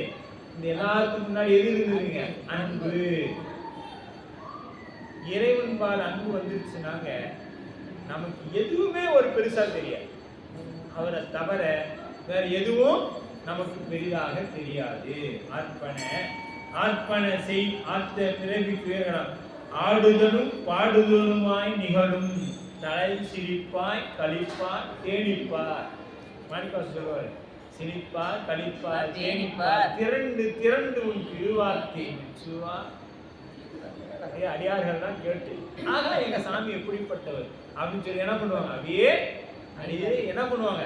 கழிப்பார், அப்படியே சந்தோஷப்படுவாங்க. பெருமானுடைய புகழை பேசி பேசி. அது எப்படி? மெய்யடியார். இதெல்லாம் சொல்ல போறதெல்லாம் எதுக்குங்க? மெய்யடியார்கள். நாம 4 அடியார்கள் வந்து சேர்ந்தா என்ன பண்றோம் அப்படின்னா நம்ம பாரு எப்படி இருந்தா பெருமான் புகழை தவிர இது எல்லாத்தையும் பேசும். ஆனா மெய் தொண்டர்கள் எப்படின்னா பெருமான் புகழன்றி மற்றொன்று பேசற்க. அவங்க பெருமான் புகழை தவிர வேற எதையுமே பேசுறதில்லை. அப்படி பேசிட்டாங்கன்னா அது பிறவா நாள்ல கணக்கு சேர்ந்து. பேசாத நாளெல்லாம் பிறவாத நாளே. அப்ப நாம பிறந்ததுல இருந்து இப்ப என்ன நமக்கு இன்னும் 1 வயசே ஆகல. குழந்தை வயசு கூட நமக்குலாம் இன்னும் ஆகல சைவத்துக்கு. ஏன்னா எத்தனை நாள் நாம இறைவனை பத்தி பேசியிருக்கிறோம்? இன்னைக்கு 40 வயசு 50 வயசு கொண்டாடுறோம். உலகத்திலே நம்ம எவ்வளவு மோசமானவங்கன்னு பாருங்க. நமக்கு கொடுக்கப்பட்ட ஏன்னா நம்மகிட்ட 100 ரூபா கொடுத்தாங்க, 50 ரூபா செலவு பண்ணிட்டோன்னு கொண்டாடுற ஒரே ஆள் நாம தான். நான் 50 ரூபா செலவு பண்ணிட்டேன், என்னடா வருமானம் இருந்துச்சு? ஒன்றும் இல்லைங்க, 50 ரூபா கொடுத்த 100 ரூபாய் 50 ரூபா செலவு பண்ணிட்டேன். இதை நாம கொண்டாடுறோம். பாருங்க எப்படி இருக்கிறோம். 50 ரூபா கொடுத்தானா 60 ரூபா கொடுத்தானான்னு கொடுத்தவருக்கு தான் தெரியும். ஆனா நாம என்ன பண்றோம்? பிறந்த நாள்னு ஒண்ணு கொண்டாடுறோம். எவ்வளோ அறியாமையில் இருக்கிறோம்னு பார்த்துக்கீங்க. சரிங்களா? அந்த நாட்களை எல்லாம் அந்த கேக்கு வாங்குற காசை ஏதாவது ஒரு கோயில் போட்டுட்டு எண்ணெயை வாங்கி கொடுத்தோம்னா அந்த கோயிலில் திருவிளக்கு அந்த கேக்கை வேற இப்போ புதுசாக கண்டுபிடிச்சிக்கிறாங்க. என்னன்னா யாரும் சாப்பிட்றது கேக்கை வெட்டி மூஞ்சலை பூசிக்கிறாங்க. கேக்கை வெட்டி என்ன பண்றாங்க? நிறையாவது சாப்பிட்டுட்டு இருந்தாங்க, இப்ப வெட்டி என்ன பண்றாங்க? மூஞ்சலை பூசிக்கிறாங்க. கூல்ட்ரிங்க்ஸை வாங்கி குடிக்கி மேல ஊத்திக்கிறாங்க. அதுதான் அதெல்லாம் இப்படி ஆகி போச்சு. புது துணியை போட்டுட்டு போய் அவன் என்ன பண்ணிட்டான்? எல்லாம் கிளீன் பண்ணிடுறான். இப்படி எல்லாம் வாழ்க்கை போய் கொண்டிருக்கிறது. நாம் ஏதோ சாமி இந்த இப்படிப்பட்ட மாயையிலிருந்து நம்மை எல்லாம் காத்து பெருமான் வைத்த கருணை நமக்கு திருவேடத்தை கொடுத்து பெருமான் கோயிலுக்குள்ள கூட்டு வந்திருக்கோம். அதனால இது எவ்வளவு நாம ஒரு வகையில மாறுதட்டி கொள்ளலாம். இருமாந்திருப்பன்கள் சொல்கணன் எண்ணப்பட்டு அப்படின்னு சொல்லி அந்த இருமாப்பு நம்ம இடத்துல கொஞ்சம் வைத்துக் கொள்ளலாம் என்று நாம திருவிழா சிந்திக்கிறோம். அப்ப இந்த சிரிப்பார் கழிப்பார் தேனிப்பார் திரண்டு திரண்டு உன் திருவார்த்தை விரிப்பார். இந்த அடியார்கள் ஒன்று சேர்ந்து ஏன் அடியார் கூட்டத்துல நடுவுல இருக்கணும்னா அவங்க பெருமானை பத்தி பேசுறாங்க பாரியா. சம்ஹாரம் பத்தி பேசுறாங்க, திருவுரத்தை எடுத்ததை பேசுறாங்க, சூரபத்மனை வதைத்ததை பேசுறாங்க. அதான் அந்த ஒரு 2 மணி நேரம் நான் எப்படி போனதுன்னே தெரியல. அதையும் இறைவன் பெருமையை பேசாத நாள்ல இருந்து நம்மளை காப்பாற்றுவாங்க. இதெல்லாம் அடியார் திருக்கூட்டங்களோட இருந்தோம்னா அதனுடைய உரிமை அப்பதான் நமக்கு வராது. அதனாலதான் எப்பொழுதும் கூட்டம் கூட்டமா இருக்கணும்னு நமக்கு பெரியவங்களாம் சொல்லிக்கொண்டே இருந்தாங்க. எப்பயுமே சாமி நான் என் கூட நீ இருக்கிறேன்னு நான் நினைச்சுக்கணும்னா என்னை என்ன பண்ணணும்னா அடியார் நடுவில் வைங்க சாமி, நீங்க நான் என் கிட்ட இருக்கிறீங்கன்னு எனக்கு தெரியும் அப்படின்னா. ஏன்னா அடியார் நடுவில் அவ்வளோ சாதாரணமா யாராலையும் போயிட முடியாது. பெருமானுடைய கருணை இருந்தால்தான் உடையார் நடுவில் இருக்கும் உடையார் நடுவில் நீ இருக்கு அடியார் நடுவில் இறுதியும் இருப்பதானால் உடையார் சாமி வந்தாச்சு, அம்மா 2 பேருமே வந்தாச்சு. இதுக்கு மேல இவன் என்னடா கேட்க போறான்? அடியே அடியார் நடுவில் இருக்கும் அருளை புரியா. மாணிக்கவாசல் பிறந்தவங்க கேட்டார், சாமி நீ வேணும், அம்பாள் வேணும், 2 பேர் வந்தாச்சு. நான் என்னை கொண்டு அடியார் நடுவில் வை, நீ இருக்கிறேனா என்னை கொண்டு அடியார் நடுவில் வையினார். திருக்கூட்டம் என்பது எவ்வளவு முக்கியம் அப்படிங்கறத நம்ம தெரிஞ்சுக்கணும். சரியா? அப்ப நமக்கு என்ன வந்தாலும் திருக்கூட்டத்தில் என்ன கருத்து வேறுபாடுகள் வந்தாலும் நம்ம எங்க இருக்கணும்? திருக்கூட்டத்தை தான் இருக்கணும். ஆமா, விலகிட்டோம் அப்படி திருக்கூட்டத்தை விட்டு விலகிட்டோம்னா இறைவனை விட்டு நகர்ந்துட்டீங்கன்னு பொருள். திருக்கூட்டத்தை விட்டு விலகிட்டோம்னா இறைவனை விட்டு நகர்ந்துட்டோம்னு பொருள். அப்ப பார்த்துக்கங்க நாம எப்படி எங்க என்ன பண்றோம் அப்படின்னு. இல்லையா? அப்படி தம்முள் பித்தரை போல் பிதற்றுவார்.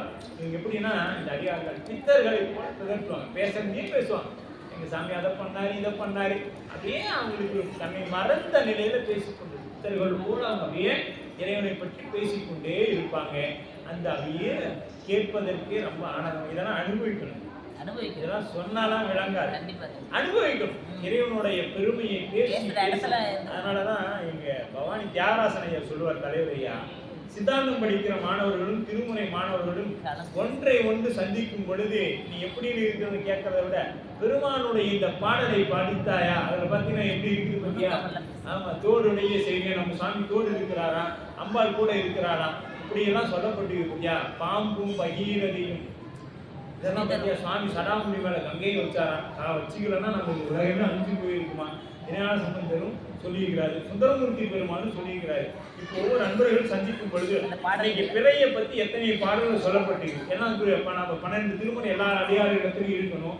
அப்படி இருக்கும்போது ஆமா என்ன பண்ண அடுத்த வாரம் நம்ம சந்திக்கும் பொழுது எத்தனை பாடல்கள்ல பிறையை பத்தி பேசிட்டுன்னு ஒரு குறிப்பு எடுத்துக்கொள்ளலாம் அப்படின்னு சொல்லி 10 பேர் சேர்ந்து என்ன பண்ணணும், இது மாதிரி சிந்தனை பண்றனா, ஆகா இத்தனை பாடல், அப்பதான் நமக்கே தெரியும் இத்தனை பாடல்கள் இருக்குதா அப்படின்னு வரும். நாம 10 பேர் சேர்ந்தோம்னா இன்னைக்கு அந்த அம்மாவுக்கு பாரு நல்லா தான் இருந்தா, இன்னைக்கு பாரு என்ன கால சேலை கட்டிட்டு எப்படி இருக்கிற பாரு அப்படின்னு தான் சிந்திக்கிறேன் ஒழிய பெருமான அம்பாளுக்கு எவ்வளவு அழகா இருக்குதுன்னு சிந்திக்கிறோமா? சிந்திக்கணும். இதெல்லாம் நாம சிந்திக்கணும், பக்குவம் பெறணும். அப்படியே சடையை பத்தி செஞ்சலையை பத்தி எந்த இடத்துல செஞ்சலையை பத்தி சாமி எங்க சொல்லி இருக்கிறாங்க. இப்படி எல்லாம் அடியாளர்களிடத்துல பேசும் பொழுது உரையாடும் பொழுது இந்த சித்தாந்த வகுப்புல சொன்னாங்களே செம்மை அப்படின்னு. செம்மைனா யாரு அப்படிங்கிறது எங்கெங்க திருவாசகத்தில் சொல்லப்படுது, இதெல்லாம் எடுத்துட்டு வருவோம். பாருமா 10 பாடல் இருக்குதுமா. செம்மை நல மதியாத சிதறோடு சிரிக்கிறேனே, செம்மை என்னை ஆக்கி வைத்த செம்பொருள் துணிவே சீருடை கடலே, இப்படிலாம் சொல்லப்படுதுமா அப்படின்னு சொல்லி என்ன பண்ணணும், இதெல்லாம் கலந்துரையாடணும். அந்த உரையாடலை அறியாமல் ஒரு சாமி பத்தி அப்படிலாம் சொல்லி இருக்கிறாங்க. அவங்க என்ன பண்ணுவாங்க, சைவத்துக்கு அப்படியா சரிம்மா அதுன்னு என்ன சொல்லுமா அப்படின்னு சொல்லி நம்மகிட்டையும் கேட்பாங்க. இப்படித்தான் அதனாலதான் அடியார்கள் அவங்களாம் மெய்த்தொண்டர்கள் அப்படின்னு சொல்லப்படுது. அப்படி ஆத்தல் அப்படின்னா கட்டுவித்தல், ஆத்தல்னா கட்டுவித்தல், நிறைவித்தல் அப்படின்னா நுகர்வித்தல், நிறைவித்தல்னா நுகர்வித்தல், கட்டுவித்தல் நுகர்வித்தல் அப்படின்னு சொல்லப்படுது. தாதே துகளன, அப்ப துகள்னா கொடி, புழுதி, குற்றம் உடையது. இந்த புழுதினா என்னாச்சுங்க, குற்றம் உடையது. புழுதி எங்க இருக்கும், ஒரு புழுதி ஒரு பொருள் மேல இருக்குது, அது என்ன, அது அந்த பொருளுக்கு குற்றம். அதை நீக்கிட்டோம்னா அந்த பொருள் என்ன ஆகும், தெளிவுபடும். இதுக்கு ஆணவ மலத்துக்கு உதாரணமா சொல்லப்படும். ஒரு குளத்துல பாசி படர்ந்து இருக்குது, அந்த பாசி மேல ஒரு கல்லை தூக்கிட்டோம்னா என்ன ஆகும்? அப்படியே விலகி இருக்கும். இது எவ்வளவு நேரம் நீடிக்கும்? அந்த தண்ணியில அலையை நீடிக்கிற வரைக்கும் அந்த கல் எவ்வளோ சக்தியோட போட்டுக்கிறோமோ அவ்வளோ வரைக்கும் அது நிற்கும். அதன் பிறகு அது என்ன ஆகும் அப்படின்னு மீண்டும் வந்து மூடிடும். இது எப்படின்னா இந்த கல் எரியிறது விடாம எரிஞ்சு கொண்டே இருக்கணும். அது குருநாதரிடத்துல நாம் பெற்ற 5 எழுத்து உபதேசம். அப்ப நீங்களாம் குருநாதர் உபதேசம் வாங்கிட்டீங்க, நாங்க என்ன பண்றது? திருமுறை படித்துக் கொண்டே இருங்க. அது என்ன செய்யும்? நமக்கு நம்ம அந்த வினை ஒட்டாத எப்படி அந்த பாசங்களை நீக்கிக் கொண்டே இருக்குதோ அது போல நம்ம இடத்தில் இருக்கக்கூடிய பாசங்களையும் 5 எழுத்தும் திருமுறைகளும் நீக்கிக் கொண்டே இருக்கும். பார்க்கலாம் அடுத்த வகுப்புல யாரெல்லாம் திருமுறையை பத்தி இடையில பேசியிருக்கிறீங்க அப்படின்னு பார்ப்போம். மலையே தாழ்வன. அப்ப மாலையே தாழ்வன, மாலையே தாழ்வன. இந்த மாலைன்னு சொன்னா அது எப்படி? தொங்கல், தாழ்ந்து தொங்குதலுக்கு மாலை. சரிங்களா? மாலை தாழ்வன, தொங்குதல். இது எப்படிப்பட்டதுன்னா கீழ்நிலை, கீழான நிலையை சொல்லக்கூடியது. சேரே இழுக்கின, குற்றம் உடையன. எது? சேரே இழுக்கினா குற்றம் உடையவை, ஆர்த்தல், அன்பர்கள் செயல். தாது அப்படின்னு சிவபெருமான் அர்ச்சித்தல். தாது என்பது சிவபெருமானை அர்ச்சித்தல். மணிமாலை இறைவனை அலங்கரிக்கும், அலங்காரமாக சூட்டிக் கொள்ளுதல். அப்ப மலர்களின் தாது. அப்ப சேரு அப்படின்னு வீதி குறுகியது செயல். அந்த தாது என்பது வீதி குறுகிய செயலை குறிக்கக்கூடியது அப்படின்னு சொல்லப்படுது. 109வது பாடல். வென்றி வானவர் தாம் விளையாடலும், வென்றி வானவர் தாம் விளையாடலும், என்றும் உள்ளவர் வாழும் இயற்கையும், நன்றும் உள்ளத்து நன்னினார் வேட்கைகள், ஒன்று ஆங்கு ஒளியா வகைவிப்பது. அப்ப தேவர்கள் போல விளையாடுதலும் சிரித்தலும் என்று இருப்பதும், என்றும் இருப்பது மற்றும் நன்மைகளும் வேண்டி அங்குறைவோர்க்கு அந்நகரும் எவ்விருப்பங்களும் ஒன்றும் விடாமல் எல்லாம் நிறைவாக கொடுத்தது என்றபடி இங்க இருக்கக்கூடியது என்ன பண்ணுங்க? எல்லாம் இறைவன் என்ன பண்ணியிருக்கான்? நிறைவா கொடுத்திருக்கான். என்றும் உள்ளவர். அப்ப என்றும் உள்ளவர்னா உபசார முறையாக சொல்ல. இது யாரை சொல்லுதுன்னா சித்தர்கள் காயகல்ப முறைகளை சாதித்ததன் பலனாக பிறவி நீண்ட ஆயுள் படைத்தவர்கள் என்பதாகும். சித்தர்கள் என்ன பண்ணுவாங்க? காயகல்ப பயிற்சி எடுத்து இந்த உடம்பு நீண்ட காலம் இந்த உலகில் இருப்பது போல் தம்மை செய்து கொள்வார்கள். அப்ப நெடுநாள் இருந்த பெருநிலையாக வேயிலும் காய கற்பத்தேடி என்பனார் காயுமானவர். காயுமானவரும் அதை குறிப்பிடுகின்றார். என்றும் அழியாதவர். இப்ப இந்த சித்தர்களும் ஒரு காலத்தில் என்ன பண்ணுவாங்க? மீண்டும் இறைவன்கிட்ட வரதான் போகிறவன். இறைவன்கிட்ட ஒரு பிறவி கொண்டோ ஏதோ ஒரு வகையில அப்படியே அவங்க என்ன பண்ணா அப்படியே அடுத்த அப்படியே அங்கிருந்தே கூட ப்ரமோஷன் கிடைக்கும். அந்த மாதிரி நிலை அவர்களுக்கு உண்டு. என்றும் அழியாதவர் ஒருவர் உண்டார். அவர் யாரு? ஆமா, சிவபெருமான் ஒருவனே யாம். தேவர் முதலிய யாவரும் ஒருத்தர் காலத்தில் அழிந்து சிவனும் ஒடுங்குவரே ஆவார்கள். இந்த தேவர்கள்லாம் இருக்கிறாங்க, ஒரு காலத்தில் இவங்கெல்லாம் அழிந்து எங்க ஒடுங்குவாங்கன்னா எங்க சுவாமி இடத்துல ஒடுங்குவாங்க. சிவபெருமான இடத்துல ஒடுங்கக்கூடியவர்கள் ஆன்மாக்கள் எல்லாம் நித்தியர்கள் எனப்பட்டாலும் மனத்தினாலும் பிறவினும் கட்டுப்பட்டவர்கள். இந்த உயிர் எப்படிப்பட்டதுங்க? ஆன்மாக்கள் நித்தியர்கள் எனப்பட்டாலும், நித்தியர்கள்னா எப்பொழுதும் இருக்கக்கூடியவர்கள் எனப்பட்டாலும் இது எதுக்கு கட்டுப்பட்டது? ஆணவ மனத்திற்கும் பிறவிக்கும் கட்டுப்பட்டது. இந்த உயிர் எப்படிங்க? ஆமா, கட்டுப்பட்டது. உய்தல் அப்படின்னா செலுத்துதல் அப்படின்னு. உய்தல் அப்படின்னா செலுத்துதல் அப்படின்னு. 110வது பாடல். புறம் கடந்தவர் காஞ்சிபுரம் புகழ் பரப்பு நீள் புவனம் 14 வரம்பில் போக வனப்பின் வளவிழாம் நிரம்பு கொள்களம் என்ன நிறைந்ததால். இப்ப புறங்கட தேவர்கள், புறங்கடந்தவர்கள் அப்படின்னா, புறம் கடந்தவர்னா திரிபுரத்தை எரித்தவர். புறம் கடந்தவர்னா நம்ம சாமி. புறம் கடந்தவர் காஞ்சிபுரம் புகழ். ரெண்டு புறம் பாரு, காஞ்சிக்கு புறம்னே இருக்கு. திரிபுரம் தெரிஞ்சவர் காஞ்சிபுரம். காஞ்சிபுரம், அதனால புறம் கடந்தவர், அதனால காஞ்சிபுரம். திருப்புறத்தை எரித்தவர் யாரு? திரிபுரத்தை எரித்தவர் எங்கள் பெருமான் சிவபெருமான் தான். கடந்தவர் மேல் சொல்லுதல். புவனம் 14. இந்த புவனம் 14 எது? நம்ம போனதெல்லாம் பார்த்தோம். அதான் பாதாள லோகம், மேலோகம், கீழோகம். இது மேலோகம் 7, கீழோகம் 2. இப்படி 14 வரம்பில் போக வனப்பின் வளம். போகங்கள் எல்லை இல்லாதன. போகம்னா என்னங்க? அனுபவித்தல். போகம்னா போகம் அனுபவிக்கிறது. அனுபவித்தல். அது எப்படிப்பட்டது? எல்லை இல்லாதன.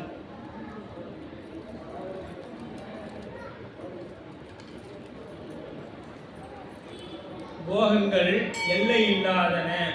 கொள்கலம், அந்த வளங்களை எல்லாவற்றையும் தன்னகத்தே கொண்ட பாண்டம் அப்படின்னு. கொள்கலம்னா குடோன். குடோன், கொள்கலம்ங்கிறது குடோன், ஸ்டாக் வைக்கிற இடம். கருவூலம், கருவூலம், பண்டாரம், இப்படியெல்லாம் சொல்லலாம். சரிங்களா? இதற்கு பேர் இதன். இப்ப இதுகாலம் இந்த பாட்டில் எல்லா அண்டங்களிலும் எது 89வது பாட்டிலிருந்து 94 வரையும் இந்த பாட்டினால் உள்ள அண்டங்களில் உள்ள எல்லா வளங்களும் காஞ்சியில் உள்ளன என்பவற்றாலும் எவ்வுலகத்தவர்களும் இங்கு வந்து இணைந்ததும் அவங்க வளங்கள் யாவும் உள்ளவாயிரும் என்க. இதுல என்ன சொல்றாரு? காஞ்சி மாநகரத்தை இது வரைக்கும் சொல்லிட்டாரு. இப்ப தெய்வ சேக்கிழார் பெருமான் காஞ்சிபுரத்தில் இருக்கக்கூடிய எங்க திருக்குறிப்பு கொண்ட நாயனாரை பத்தி பேச போறார். இப்ப 111வது பாடல் எழுதி வச்சுக்கீங்க. ஆமா, 101. அதனாலதான் என்ன பண்றாருங்க? திருக்குறிப்பு கொண்ட நாயனாரை பற்றி இனிதான் அவருடைய சரீரத்தை தெய்வ சேக்கிழார் பெருமான் சொல்ல முற்படுகிறார். இதுகாலும் நாம் என்ன சொன்னாங்க? நமக்கு புராணங்கள், தொண்டை நாட்டை பற்றிய புராணங்களும் காஞ்சி மாநகருடைய புராணங்களும் மிக தெளிவாக சாமி நமக்கு என்ன பண்ணாங்க? ஆகமத்தை பற்றி ரொம்ப தெளிவு நமக்கு கொடுத்தாரு. ஆகம நூல்களை எல்லாம் நம்மை தரிசிக்க வைத்தார் சுவாமி. அதை தொட்டு தரிசிப்பதுமே இறைவன் தான். ஆகமம் ஆகி நின்று அன்னிப்பான் தாழ்வாக. வேதங்கள் ஐயா கேட்குது, போய் கெஞ்சுது, என்னை எப்படியாவது காமிய உருவத்தை. அது பொது இலக்கணம். ஆகமம் சிறப்பு இலக்கணம். ஆகமம் ஆகி நின்று அன்னிப்பான். என்னில் ஆகமம் ஏற்றிய இறைவர்தாம் விரும்புவது உண்மையாக பூசனை உரைத்தல்ல. இறைவனை நெஞ்சத்துல வச்சு பூசை பண்ணணுங்க. அதுதான் எதிராலும் சாமியோட 110 பாடல் சொல்றாரு. ஆணவம் இருக்கக்கூடாது, சிவபூசை பண்ணணும், இறைவனை வரணும். இதுக்கெல்லாம் எத்தனை பாட்டு தேவைப்பட்டுச்சு? 110 பாடல் நமக்கு தேவைப்பட்டுச்சு. இப்ப நம்ம நாயனாருடைய சரீரத்தை சிந்திக்க இருக்கின்றாங்க. அவ்வகையாக இந்நகரம் அதன் கண் ஒரு மருந்து உறைவார். இவ்வுலகில் பிறப்பினால் ஏகாணி குலத்தின் உள்ளார். செவ்விய அன்புடைய மனத்தார் சீலத்தின் நெறி நின்றார். மைவிரவு கண்டர் அடி வடித்தொண்டர் உலர் ஆனார். மைகண்ட சாமி எப்படிப்பட்டதா? மைவிரவு கண்டத்து அடி வழி தொண்டர். வழி தொண்டர்னா பாருங்க, வழி வழியா அப்பா, அம்மா, தாத்தா, பாட்டி, இது ஒரு பக்கம். அந்த அம்மா பக்கம் யாரு துணைவியார் இருப்பாங்க, அவங்க பக்கம் அவங்க அப்பா, அம்மா, தாத்தா, பாட்டி, வழி வழியாக இறைவனுக்கு தொண்டு செய்து வரக்கூடியது. அதுதான் வழி தொண்டர். வாழையடி வாழையாக. அப்ப அவ்வகையாக திருநகரம். இந்த காஞ்சி திருநகரத்தில் ஒரு பக்கத்தில் வாழ்பவர்கள் இந்த உலகில் குடியிருப்பினால் ஏகாடி குலத்தில் பிறந்தவர்களார். செம்மை உடைய அன்பு நிரம்பிய. செம்மைன்னு ஒரு வார்த்தை போட்டாங்க தெய்வ சேக்கிழார். இதற்கு முன்னாடி நந்தனாருக்கும் கொடுத்திருக்கிறார், பின்னாடி வரப்போற நாவுக்கரசர் பெருந்தகைக்கும் கொடுக்க இருக்கிறார். அவ்வளவு செம்மை நலம். செம்மைனா சிவம்னு பொருள், இல்லைங்க. செம்மை அப்படின்ட்டாவே சிவம் அப்படின்ட்டாங்க. அதனால இங்க என்ன பண்றாரு, உலகில் பிறப்பினால் ஏகாடி குலத்தில் உள்ளார் செவ்விய அன்புடைய. செவ்விய அன்புனா அப்படிப்பட்ட அன்புனா அதுதான் அன்பு. அப்படிப்பட்ட அன்பு சைவ செம்மையுடைய அன்பு நிரம்பிய மனத்தனை உடையவர், சைவ சீலமாகிய தவ ஒழுக்கத்தின் நெறியில் நின்றவர், விடம் பொருந்திய கண்டலாகிய. பெரிய புராணத்தில் எங்க போனாலும் எங்க பெருமானுடைய பெயரை சொல்லிக்கொண்டே இருப்பார் சேர்க்கிறார். கண்டன், நீலகண்டன், விடமுண்ட கண்டன், இப்படி பெருமானுடைய பெயரை அதாங்க நம்ம நஞ்சுண்டேஸ்வருக்கு இவ்வளோ பெருமை. நஞ்சுண்டேஸ்வருக்கு எவ்வளவு பெருமை. யாகேஸ்வரர் பேசுறாங்களோ இல்லையோ, நம்ம பெருமான் பெருமையை பேசணும்னா நீலகண்டத்தை பேசியே ஆகணும். பெருமானுடைய பேசு அப்படிப்பட்டவர் நம்ம பெருமான். விடம் பொருந்திய கண்டராகிய சிவபெருமானின் திருவடிகளில் வழி வழியாக தொண்டு புரிபவர் ஒருவர் உளாராயினார். யாரு? நம்ம யாகாடி குலத்தை சார்ந்த திருக்குறிப்பு. ஒரு மருங்கு தனது மரபினருக்கு விதித்த ஓரத்தில் என்று ஒரு பெருமை. ஏன்னா இப்போ வீதிகள் எப்படி இருந்துச்சு, வணிகர் வீதி இப்படி தனித்தனி வீதியாக இருந்தது. அப்ப நமக்குன்னு ஒதுக்கப்பட்டதுல பாருங்க, எங்கேயும் நாம போய் நான் வந்து சிவனடியார் நான் இங்கதான் இருப்பேன், நாம இன்னைக்கு அப்படிதான் நினைக்கிறோம். எனக்குன்னா இப்படிதான் இருக்கணும், நாங்களாம் இப்படிதான் இருப்போம் எங்களுக்குள்ள அப்படி. அதை மண்ணில் தனது மரபினருக்கு விதித்த ஓரிடத்தில் என்றும் இவரது பெருமை அறிய முடியாதபடி ஒதுங்கிய ஓரிடத்தில் என்று குறிப்பு. அதுதான் ஒரு மருங்கு குறைவார். ஓரமா இந்த பெரியவங்க நிறைகுடம் என்ன ஆகாதுங்க, நிறைகுடம் தழும்பாது, குறைகுடம் கூத்தாடும். குறைகுடம் கூத்தாடும். அது தூங்கிட்டு போறவங்க ஒண்ணு இல்லைங்க, ஒரு தண்ணி லாரி போகுது. இப்ப எங்க நிறுவனத்துல நாங்க பால் ஏற்றுறோம். அவங்க என்ன சொல்லுவாங்கன்னா, ஏப்பா அந்த டேங்க் முழுமையா பண்ணிருங்கப்பா, அரை குறையா விட்டீங்கன்னா என்னால டிரைவிங் பண்ண முடியாது, வண்டி எழுதிட்டு போகும். அதுவும் ஆடும். கூட இருக்கிறது என்ன பண்ணுறோம், ஆட வச்சு இந்த குறைபடத்தை தூக்கி நடந்து பாருங்க, இடுப்புல வச்சுட்டு போனீங்கன்னா அது உங்களுடைய சேர்த்து ஆடி போகும். இதுதான் அனுபவத்தில் இல்லைங்க, இதெல்லாம் அனுபவம் இல்லைங்க.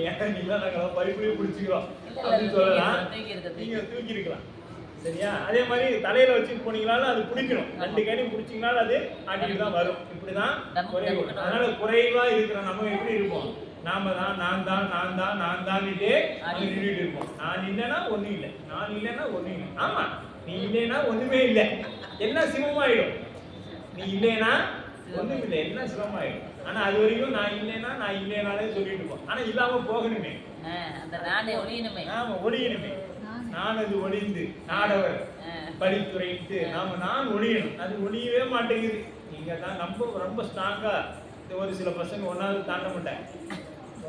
கூட அஸ்திவாரம் சங்கர் சிமெண்ட் போல சிமெண்ட் அப்படித்தானே, சங்கர் சிமெண்ட்ல கட்டிட்டாங்க போல, நகர மாட்டேங்குது அப்படின்னு சொல்லி ஆசிரியர்லாம் எப்படியாவது ஒன்று போட்டு காப்பி அப்படின்னு போடுவாங்க. அது மாதிரி ஸ்ட்ராங்கா இருக்கு.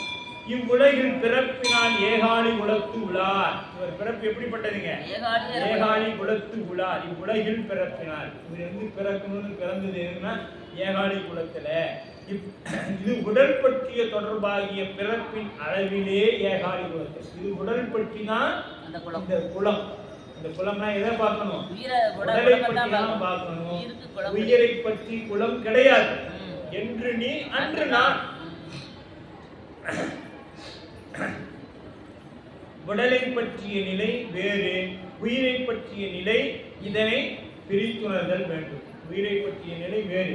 நாம இப்ப எந்த சம்பந்தப்பட்டவங்க, நாம உயிர் சம்பந்தப்பட்டவங்க. நாம எல்லாம் உயிர் சம்பந்தப்பட்டவங்க.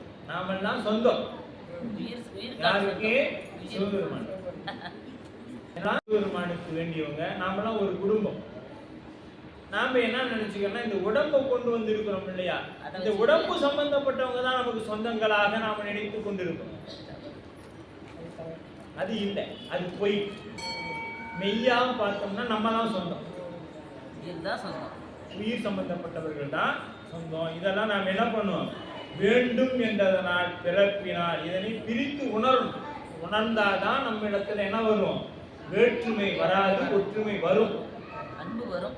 ஆமா, வேட்கோவர் குலத்து வந்தார் சொல்றாரு இல்ல, அங்க சொல்லுவார், வேட்கோவர் குலத்தில் வந்தார். குல முதல்வர் வணிகர் அப்படிம்பார். குல முதல்வர் வணிகர் மணிகர்தன் குலத்தில் வந்தார் அந்தனர் கலையர் ஆண்பார். இப்ப அந்தனர் கலையனாருக்கு சொல்வார், அந்தனர் கலையர் என்பார். இப்படி குலங்கள் எல்லா இடத்திலையும் சொல்லப்பட்டு வந்து அப்படி ஏகாலி குலம். ஏகாலினா யாரு சில பேருக்கு தெரியாது. வண்ணார் வண்ணார் இதை உணர்த்து முகத்தானாக இதை சேக்குலார் பெருமான் எங்க வச்சாரு? சேரமான பெருமானே வச்சுட்டாரு. புராணம் தொடங்கும் பொழுதே என்ன பண்ணிட்டாருங்க? வச்சுட்டார்.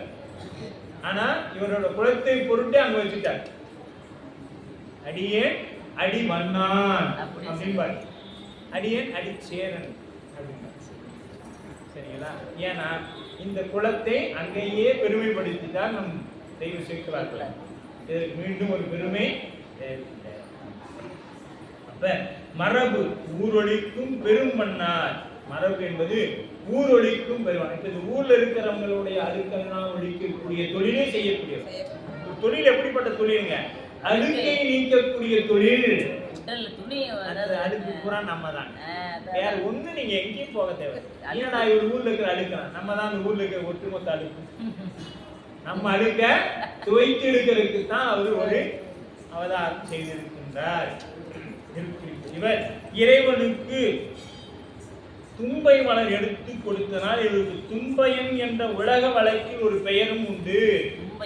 தும்பையன் அப்படின்னு ஒரு பேர் உண்டு. ஏன்னா இவருக்கு என்ன பண்ணுவாரு? இறைவனுக்கு தும்பை மலர் கொடுத்து கொண்டிருப்பார். எந்த மலரும் இறைவனுக்கு திருமுடியில் வைக்க முடியாது. இரண்டே மலர் தான், தும்பை. இது ரெண்டு தான் இறைவன் உகந்து தன்னுடைய திருமுடியில வைத்துக் கொள்ளக்கூடிய மலர்கள். ஆனா இந்த தும்பை கொண்டு வரும்போது என்ன பண்ணுவாங்கன்னா அது இதோடயே கொண்டு வந்தாங்க, காயோடயே கொண்டு வந்தாங்க. நீங்க அந்த பூ பாருங்க, அது மஞ்சு மாதிரி இருக்கும். அது சின்ன வயசுல தேன் சொல்லுவாங்க. அதை எடுத்து வச்சீங்கன்னா தேனா இனிக்கும். அவ்வளவு தேன் பொருந்தியது. தேன் பொருந்தியது. ஆனா நம்ம மக்கள் என்ன பண்ணாங்கன்னா அந்த சொனப்பு மேல பிடிச்சா பிச்சுக்கும். அது சில பேர் இந்த ஊமத்தங்காய் கொண்டு வந்து அப்படியே முழு முள்ளா கொடுக்குறாங்க. ஆமா, அது அவங்க பக்கத்துல வச்சு அவங்க ஏற்றுக்குவாங்களா? ஆனா இது சொல்லி இருக்குது ஊமத்தம் பூ வைக்கலாம்னு சொல்லப்பட்டிருக்குது. ஆனா இவங்க என்ன பண்றாங்கன்னா காய் சாமிக்கு வச்சிடறாங்க. அது எலுமிச்சம்பழம் எடுத்தீங்கன்னா கையில தொத்திக்குது. நமக்கே எதுனா போட்டுக்கிறாங்க. எப்படி நம்ம சாமி போட்டுக்கிறது நம்ம குழந்தைகிட்ட அப்படி கொடுத்துருவோமா? கண்ணபுரம் அவ்வளவு பெரிய காட்டுல அவரை காப்பாத்துறேன்னு நின்றுட்டு இருக்கிறாரு. அந்த அன்பு எங்க? நாம போய் எப்படியாவது நமக்கு எனக்கு கடனை தீரணும் அதை தீரணும் கொண்டு போய் வைக்கிறது எங்க?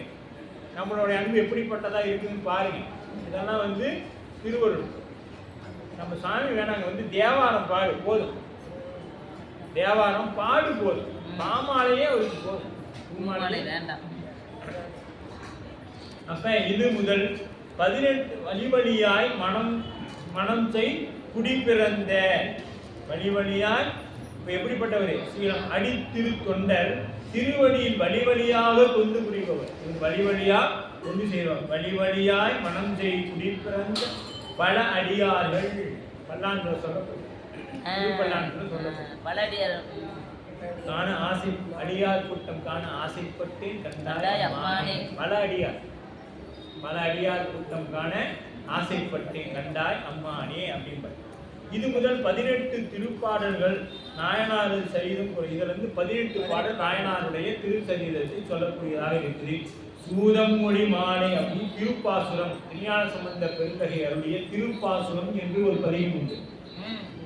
வாழ்க அந்தனர் வானவர் ஆனவர் வீழ்க காண்புகள் வேந்தன் போகுக ஆழ்க தீயதெல்லாம் அரணாமே சூழ்க வையகமும் துயர்ந்தே அப்படின்னு சொல்லப்படக்கூடிய பாட்டுல இருந்து தொடங்கும். சரிங்களா? அப்படி பிள்ளையாரது விதிக்கு உட்பட்டு 18 புராணங்கள் எனப்படும் மாபுராணங்கள் சாரமாகிய சிவபுண்ணியத்தில் விளங்கியதாக இந்த புராணம் அமைந்துள்ளது.